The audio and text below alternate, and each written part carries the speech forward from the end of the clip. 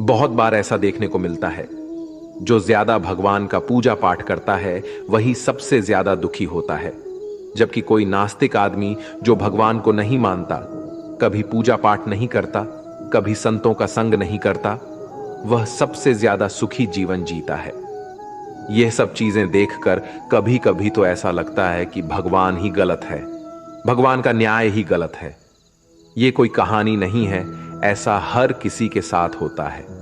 दोस्तों, आज के इस वीडियो में हम आप लोगों को इसके पीछे के कारण के बारे में बताने वाले हैं। भगवान श्री कृष्ण ने स्वयं इसका उत्तर दिया है। आखिर ज्यादा पूजा पाठ करने वाले लोग दुखी और परेशान क्यों रहते हैं? इसका उत्तर भगवान श्री कृष्ण ने श्रीमद् भागवत गीता के माध्यम से बड़ी स्पष्टता के साथ बताया है। तो चलिए फिर शुरुआत करते हैं। नमस्कार दोस्तों, ट्रू लाइफ स्पिरिचुअल ज्ञान चैनल पर आप सभी का स्वागत है। अगर आप भी भगवान श्री कृष्ण के भक्त हैं तो कमेंट में जय श्री कृष्ण जरूर लिखें। तो चलिए शुरू करते हैं आज की प्रस्तुति। दोस्तों, बात द्वापर युग की है, जब भगवान श्री कृष्ण और अर्जुन के बीच संवाद हो रहा था। तब अर्जुन ने भगवान श्री कृष्ण से पूछा कि माधव, जो लोग ज्यादा पूजा पाठ करते हैं वह ज्यादातर दुख और परेशान रहते हैं, इसके पीछे क्या कारण है? जबकि जो लोग भगवान का नाम भी नहीं लेते, भगवान का स्मरण बिल्कुल भी नहीं करते और हमेशा गलत कार्य में लिप्त रहते हैं, उन लोगों को मैं सुखी देखता हूं। इसके पीछे का रहस्य मुझे समझाने का प्रयास करें। तब भगवान श्री कृष्ण ने एक छोटी सी कहानी के माध्यम से अर्जुन को इसका उत्तर दिया। आइए जानते हैं उस छोटी सी कहानी के बारे में। एक गुरु के दो शिष्य थे, दोनों ही पढ़े लिखे विद्वान थे। दोनों में फर्क सिर्फ इतना था कि एक भगवान को मानने वाला था और दूसरा भगवान को ना मानने वाला नास्तिक था।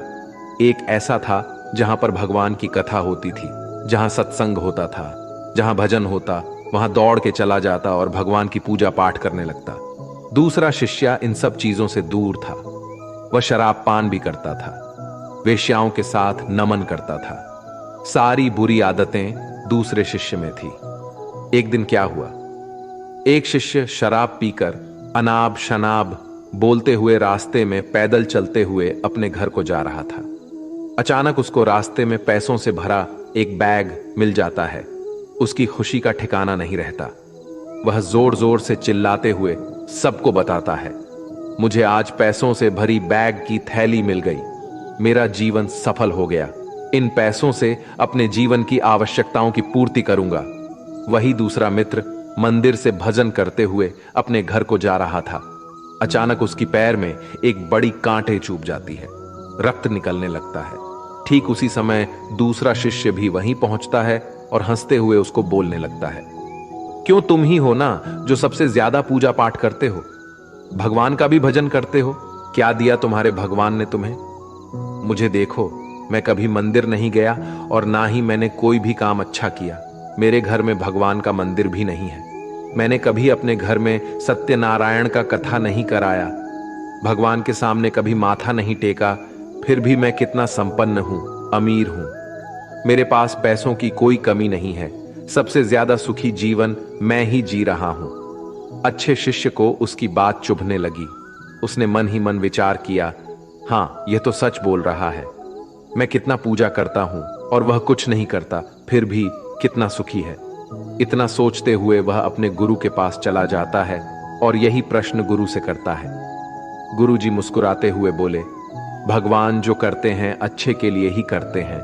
जिसकी जैसी योग्यता होती है उसको उसी के अनुसार फल देते हैं। अब तुम्हारे प्रश्नों का उत्तर तुम जानते हो। भगवान ने तुम्हारे पैर में ही क्यों छुभाई काटे और उसको पैसों से भरी हुई बैग क्यों मिली? सुनो, तुमने पिछले जन्म में बहुत पाप किया था, इसलिए तुम्हारी आज मौत होने वाली थी। तुम बच गए क्योंकि तुम मंदिर गए थे, तुमने भगवान की पूजा की थी। यही एक कारण है कि तुम्हारी मौत ना होकर सिर्फ एक ही काट चुभा। अब तुम्हारे मित्र की बात करते हैं। पूर्व जन्म में वह एक संत महापुरुष था, इसलिए उसकी 8 किस्मत बदलने वाली थी। करोड़ों की संपत्ति का मालिक बनने वाला था, मगर इस जन्म में उसने कोई भी अच्छा काम नहीं किया। इसलिए पूर्व जन्म के फल के अनुसार उसको थोड़े पैसे ही मिले। जबकि वो अरबों की संपत्ति का मालिक बनने वाला था। भगवान को दोष देना छोड़ दो, अपने वर्तमान के समय का सदुपयोग करो, भविष्य अपने आप सुधर जाएगा। इस प्रकार उसकी आंखें खुल गईं और वह फिर से अपने पूजा पाठ में लग गया। जब हम प्रार्थना करते हैं तो ईश्वर हमारे कहने से ज्यादा सुनता है। जितना हम पूछते हैं उससे ज्यादा जवाब देता है। जितना हम कल्पना करते हैं उससे ज्यादा अपने समय में और अपने तरीके से देता है। समय का चक्र बहुत तेज चलता है, इसलिए ना तो बल का अहंकार करे, ना ही अपने धन का। जीवन में वाणी को संयम ही रखना अनिवार्य है, क्योंकि वाणी से दिए हुए घाव कभी भरे नहीं जा सकते। जीवन में कभी मौका मिले तो किसी के लिए सारथी बनना, स्वार्थी नहीं। जैसे पानी को अगर दूध में मिलाया जाए तो वह दूध की तरह हो जाता है। यदि वही पानी अगर कीचड़ में मिलाया जाए तो कीचड़ बन जाएगा। हमेशा वो काम करे जो सही है, वो ना करे जो आसान है। करीबी और गरीबी का सिखाया हुआ सबक इंसान को अंदर से बदलने पर मजबूर कर देता है। जिस तरीके से बात करते हो उस तरीके से सुनना भी पसंद करो।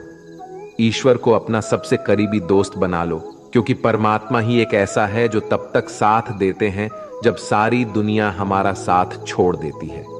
ऐसे लोगों से दोस्ती बनाए रखिए जो आपको बेहतर बनाने के लिए प्रेरित करता हो, जो आपको अपनी जवाबदारी माने और आपका ख्याल रखे, जो आपको अपना समझे और अपना घर जैसा महसूस कराएं, जो आपकी सहायता करे और आपको समझे। अमीरी गरीबी से इसका कोई लेना देना नहीं। रोने वाले महलों में भी रोते हैं और किस्मत में खुशी तो झोपड़ी में भी हंसी गूंजती है।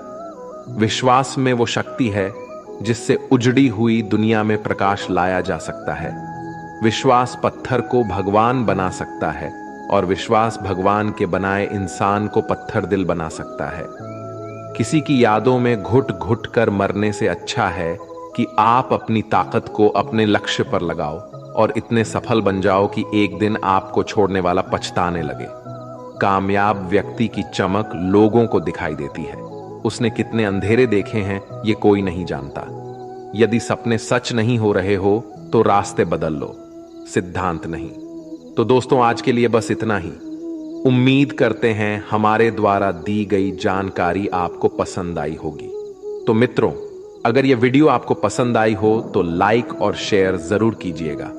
अगर आपने हमारे चैनल को सब्सक्राइब नहीं किया है तो जरूर करिए। और हां, वीडियो को अंत तक देखने के लिए आपका बहुत बहुत धन्यवाद।